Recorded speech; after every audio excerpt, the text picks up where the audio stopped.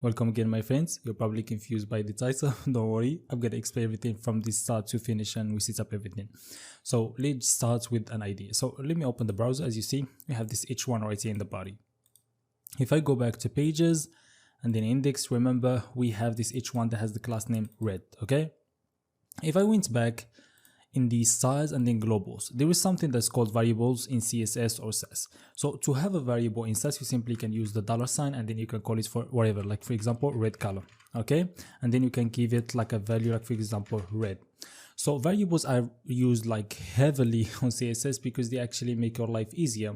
Because if you have, for example, let me change this for like a random hex value, as you see, like for example this one, and as you see, you're not going to be able to remember this value all the time, so you store it in a variable and you just call this variable anytime you want. And also if you want to change that value, you don't have to change it for all, you can simply go to that variable and change it there, and it's going to change for all. So for example, if I went to the body and I wanted the background to be the red color and then simply save, I go back and I see the body change color to that. So this is the first thing that you need to understand. If I went, for example, to the home model.scss and I told you the H1 had class name red, so I want to change the color for that H1.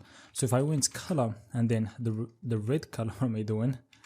Red color and save. If I go back to the browser, we're gonna get an error which says undefined variable, because as I told you before, models only know everything inside it, not outside it. So everything outside doesn't count.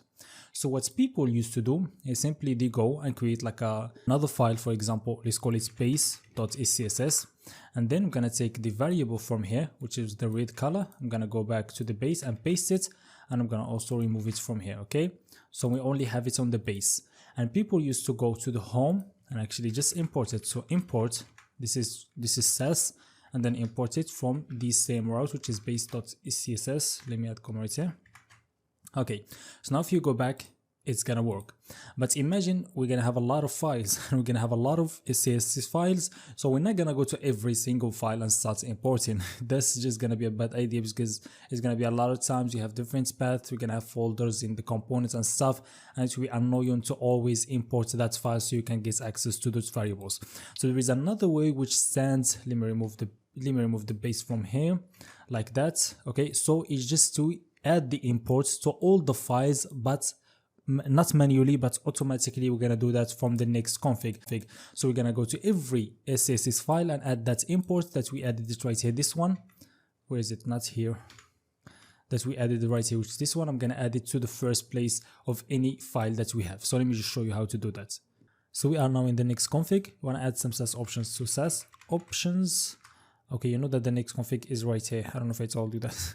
So right here we're gonna have some options. So the first one is gonna be including the paths that we're gonna get the files from. So include paths. So it's gonna be an array. So the path, simply our first path, our only path right now, is gonna be inside the styles folder. So we wanna get the folder that we are right now, or the path that we are in, and then we're gonna just go to the styles folder.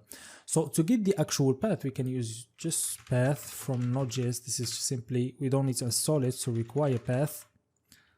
Okay, and then we simply can use that and then join. So this simply is gonna add the current path to the styles folder. So simply this is I'm gonna explain. So their name, and then the second parameter is gonna be styles. So simply their name is gonna be like the actual path. For example, it's gonna be like localhost 3000, and the second one is styles. It's gonna be localhost 3000/styles. This could be, I don't know, 123/styles. This is the whole idea. And then we're gonna just simply go prepend data, prepend. So this is gonna be prepend data, and then simply backticks. And then we're gonna use the same import right here, because I told you we're gonna go to every start of the file. As you see right here, I'm gonna add this to it like that. So I'm just gonna cut it from there and add it here.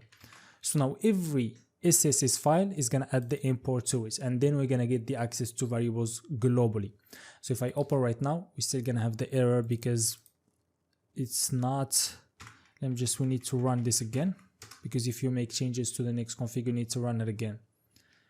So let me run that again. Okay, so go back right now.